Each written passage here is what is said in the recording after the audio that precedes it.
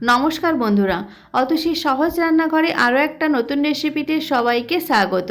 আজকের আমি তোমাদের সাথে শেয়ার করব বিউলির ডাল দিয়ে মালপোয়া রেসিপি। বিউলির ডালের কোনো রকমই গন্ধ থাকবে না যদি এইভাবে মালপোয়া বানানো হয়, আর ভীষণ ভালো খেতে হয়। আশা করি আজকের ভিডিওটা তোমাদের ভালো লাগবে। দেখে নেওয়া যাক আজকের আমার এই ভিডিওটি। বিউলির ডালের মালপোয়া বানানোর জন্য প্রথমে আমি 2 কাপ বিউলির ডাল ভালো করে ধুয়ে আমি সারা রাত ভিজিয়ে রেখেছিলাম।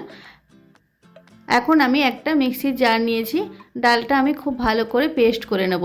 সমস্ত ডালটা আমি মিক্সির জারের মধ্যে দিয়ে দেব, আর খুব সামান্য পরিমাণ জল দিয়ে ভালো করে আমি ডালটা পেস্ট করে নেব। দেখো ডালটা আমি পেস্ট করে নিয়েছি। এখন একটা বাটির মধ্যে আমি সমস্ত ডালের পেস্টটা নিয়ে নিয়েছি। আমি দিয়ে দেব খুব সামান্য পরিমাণ লবণ, স্বাদ মতো লবণটা দিতে হবে। তারপর ডালটা খুব ভালো করে ফেটিয়ে নিতে হবে। ডালটা যত বেশি ফেটানো হবে তত বেশি মালপোয়াটা ফুলবে আর নরম হবে, আর বিউলির ডালের কোনো প্রকার গন্ধও থাকবে না। তাই একটু সময় নিয়ে খুব ভালো করে ডালটা ফেটিয়ে নিতে হবে। ডালটা আমি ফেটিয়ে নিয়েছি। এখন আমি দিয়ে দেব 1 কাপ চিনি, আর দিয়ে দেব কোরানো নারকেল। আমি এখানে একটা গোটা নারকেলের অর্ধেকটা দিয়েছি। নারকেল কোড়াটা দিলে মালপোয়ার টেস্টটা ভীষণই ভালো হয়। অবশ্যই তোমরা বিউলির ডালের মালপোয়া বানানোর সময় নারকেল কোড়াটা দেবে, তাহলে খুব ভালো টেস্ট হয়। এই সমস্ত কিছু দিয়ে খুব ভালো করে আমি আবারও মিশিয়ে নেব সব কিছু। ভালো করে সব কিছু মেশানো হয়ে গেলে আমি দিয়ে দেব 1 কাপ ময়দা। ময়দাটা দিয়েও খুব ভালো করে মিশিয়ে নিতে হবে। সব কিছু উপকরণ খুব ভালো করে মিশিয়ে নিতে হবে একসাথে। ময়দাটা দিয়ে খুব ভালো করে আমি মিশিয়ে নিয়েছি। এখন আমি অল্প অল্প দুধ দিয়ে একটা ব্যাটার বানিয়ে নেব। দুধটা আমি আগে থেকে গরম করে তারপর আমি ঠান্ডা করে নিয়েছিলাম। অল্প অল্প দুধ দিয়ে একটা ব্যাটার বানিয়ে নিতে হবে। এখানে মিডিয়াম ঘনত্বের ব্যাটার বানাতে হবে, খুব বেশি পাতলাও নয়, আবার খুব বেশি মোটা ব্যাটার বানালে হবে না। মিডিয়াম ঘনত্বের ব্যাটার বানাতে হবে। এখন আমি দিয়ে দেব 2 চামচ মধু।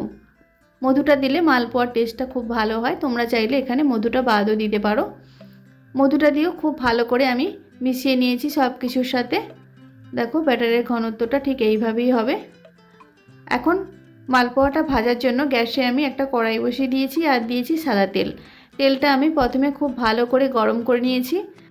তারপর ব্যাটার থেকে 1 হাতা আমি ব্যাটার নিয়ে তেলের মধ্যে দিয়ে দিলাম। তারপর এরকম একটা খুন্তি দিয়ে ওপর থেকে তেলটা ছিটিয়ে দিতে হবে, তাহলে মালপোয়াটা খুব সুন্দরভাবে ফুলবে।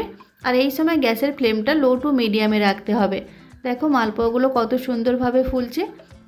এক সাইডটা লাল করে ভাজা হয়ে গেলে অপর সাইডটা উল্টে দিতে হবে।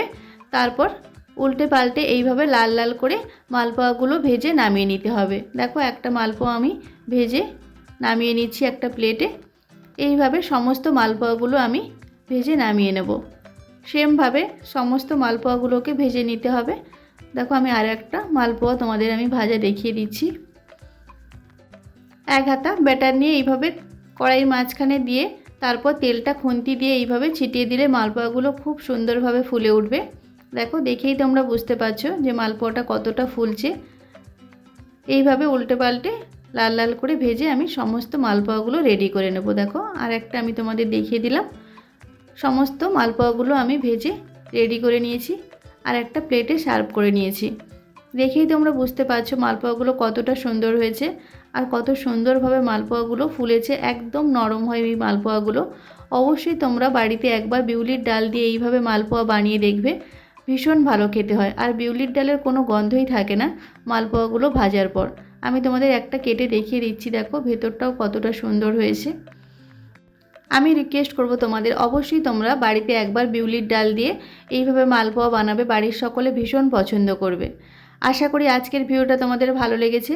যদি ভালো লাগে তাহলে অবশ্যই একটা লাইক করে দেবে, আর কমেন্ট করে জানাবে কেমন হয়েছে আজকের রেসিপিটা। আর আমার কাছ থেকে এরকম নিত্য নতুন রেসিপি পেতে অবশ্যই আমার চ্যানেলটিকে সাবস্ক্রাইব করে পাশে থাকা বেল আইকনটি প্রেস করে দেবে। তাহলে যখন আমি নতুন কোনো ভিডিও আপলোড করব সবার প্রথম তোমাদের কাছে নোটিফিকেশান পৌঁছে যাবে। আজকের ভিডিওটা এই পর্যন্ত। নেক্সট কোনো ভিডিওতে তোমাদের সাথে আবার দেখা হচ্ছে নতুন কোনো একটা রেসিপি নিয়ে। ততক্ষণে তোমরা ভালো থেকো, সুস্থ থেকো। ধন্যবাদ।